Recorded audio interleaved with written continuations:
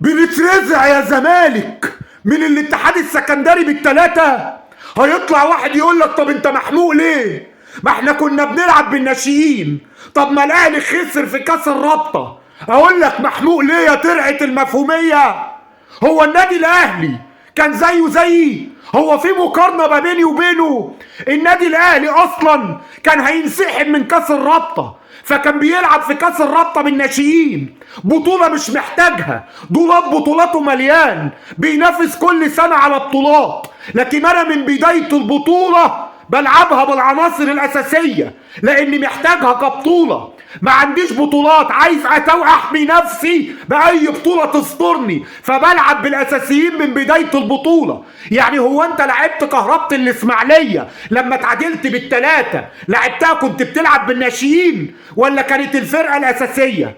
لا هو انت لما اتغلبت من سموحة كنت بتلعب بالناشئين ولا كنت بتلعب بالفرقة الاساسية؟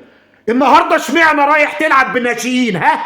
عشان تعرف كده كده هتتغلب فتقلد الاهلي وتقول انا لما اتغلبت بالناشئين. طب هو يا ابني مش ناقص بطولات، هو يا ابني كان منسحب من البطوله دي فبيلعب من بدايه البطوله بيلعب بالناشئين، لكن انت كنت عايزها كبطوله.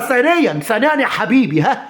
طب النادي الاهلي عنده فرقه واثنين وثلاثة، وكل الناس عارفة ان سواء فرقته الناشئين او الفرقة اللي اتغلبت من الاتصالات دي مش فرقته الاساسية، لان عناصر الاهلي الاساسية معروفة عند طوب الارض: امام عاشور واشرف بن شرقي وزيزو والشناوي ولاعيبه جراديشار ولاعيبته الاساسيين وعلي محمد علي بن رمضان وكل لاعيبته الاساسية. لكن لاعيبته الاساسية لا اما في المنتخب مصر لا اما في المنتخبات بتاعتها في افريقيا. لكن انت فرقتك كده الاساسيه موجوده، مفيش غياب عندك غير حسام عبد المجيد وفتوح في المنتخب. يعني فرقتك الاساسيه الكامله بتتغلب، وفرقتك الناشئين اللي بتقول عليهم هم املك، لان فرقتك الاساسيه تلات ارباعها خلاص هيرفع عليك قواضي في الفيفا، فبتقول عندك الناشئين هم الامل، امسك فيهم، فيبقى الامل ضايع ويبقى الفرقه الاساسيه اللي معاك ضايعه ويبقى كلهم ضايعه. وجاي واحد يقارني بالاهلي ويقول لك اشمعنى ما اتكلمتوش لما اتغلب الاهلي بالثلاثه؟ عشان يبني بطولات هو مش عايزها، عشان يبني بيلعب بالناشئين فعلا، عشان يبني عنده فرقه واثنين وثلاثه. لكن انا املي في الفرقه الاساسيه بتغلب بيهم، قمت مصعد الناشئين وقلت دول هم الامل بالنسبه لي. ادي الامل بالنسبه لي طلع في الشنك، يبقى انا اقارن نفسي بالاهلي؟ رد عليا، انا اقارن نفسي بالاهلي؟ انا اطلع اعمل اي وجه مقارنه باي حد يرد عليا، اطلع اعمل وجه مقارنه باي شكل من الاشكال مع الاهلي؟ بتفكروا ازاي؟ ولا انتوا مفيش ب3 جنيه حب لفرقتكم وشويه متزملكين وخلاص؟ افهمها لك بهدوء. طب انا ههدى وهتكلم بهدوء يمكن تفهمني. الناس اللي بتقول لك هو انت ما الاهلي خسر بالثلاثه وخسر من الناشئين وانتوا ما طلعتوش اتكلمتوا، لا يا حبيبي، اولا احنا طلعنا اتكلمنا وفيديوهاتنا موجوده. بس بقى الناس اللي جايه تقول لك طب ما انت الاهلي ما اتعصبتش عليه ليه؟ ما اتعصبتش عليه ليه لما اتغلب بالثلاثه؟ اقول لك يا ابني هو الاهلي ده فرقتي؟ يا ابني انا بالنسبه لي مباريات الاهلي بطلع احلل الكوره، بتكلم على مستوى النادي الاهلي، بس انا بشجع الزمالك، فبالتالي لما الزمالك يتغلب انا هكون اكثر حرق الدم. ده طبيعي، ده اكيد، لان انا راجل مشجع لنادي الزمالك قبل ما اكون راجل بطلع اتكلم او انقد الكوره.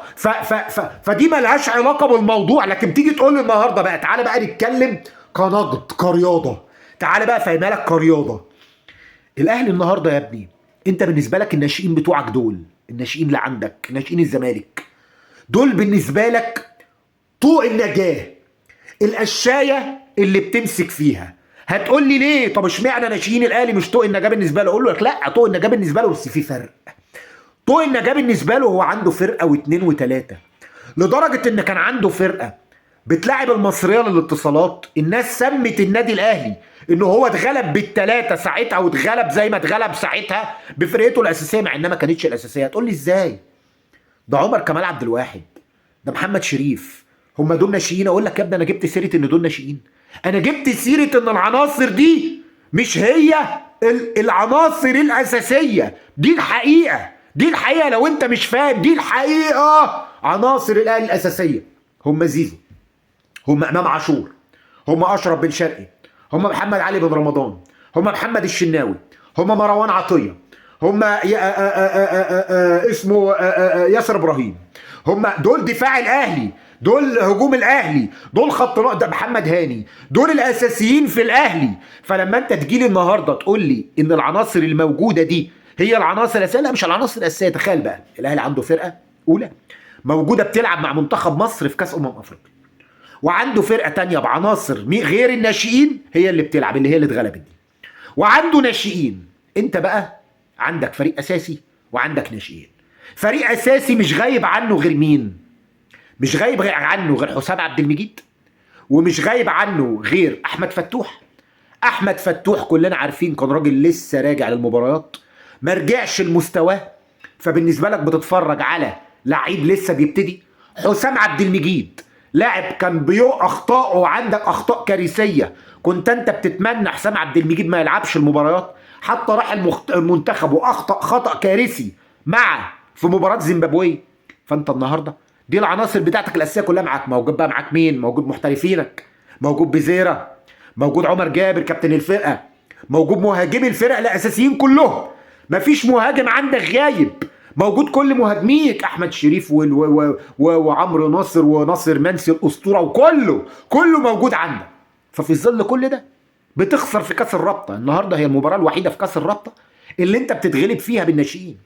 انت خسرت مباريات او تعادلت مع كهربة الاسماعيليه وانت بعناصرك الاساسيه كلها، مش زي الاهلي بقى عناصر الصف الثاني، لا كلها، كل عناصرك الاساسيه بما فيهم المحترف اللي انت رحت قارنته بزيزو وقلت انه احرف من زيزو وقلت انه ربنا عوضنا بيه عن زيزو، وهو بزيرة. كل دول موجودين عندك، وبرضه بتروح تخسر وبتلعب النهارده بالناشئين طب الناشئين ده بقى بالنسبه لك هم طوق النجاه ليه؟ لان انت تالت ارباع لعيبتك بما فيهم اللعيبه المحترفه هم هيروحوا يرفعوا قواضي من الفيفا عشان يخلصوا ويسلتوا نفسهم من الزمالك.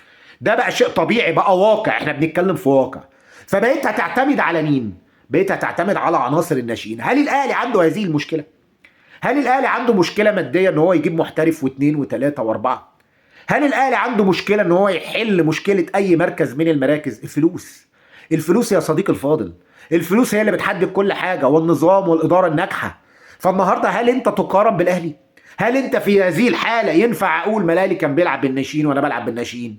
يا ابني وانا مالي ايش جاب لي جاب؟ انا الناشئين دول بالنسبه لي طوق النجاه، انما الناشئين بالنسبه له هو شيء حلواني.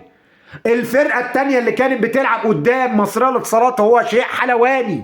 انت عايز تطلع تحفل، هي حفلنا، مش هو ده قصدي، مش هي دي مشكلتي، مش مشكلتي في التحفيل، مشكلتي في الحقيقه. انا بتكلم في الحقيقه. انت ما عندكش غير فريق اساسي بينزل يتغلب، عندك 2 عناصر اساسيه فقط خارج المنتخب، وعناصر وهم عندك ما كنتش انت بتعتمد عليها بالمختصر المفيد. فالنهارده انت ما عندكش عناصر غايبه وناشئينك بهذا الشكل وفلوس مفيش، يبقى انت هتعتمد على مين؟ هتعتمد على مين لما انت فرقتك الاساسيه مش موجوده وناشئينك بهذا الشكل وكل عناصرك مش موجوده باجسامها داخل الملعب، لكن مش موجوده، مش ظاهره، وفرقتك بالناشئين بهذا الشكل، يبقى هتنافس باي على ايه؟ هتنافس. اعتقد ان الناس فهمت، يا ريت الناس تكون فهمت، عشان انا مش هفضل اهري في كلام وخلاص.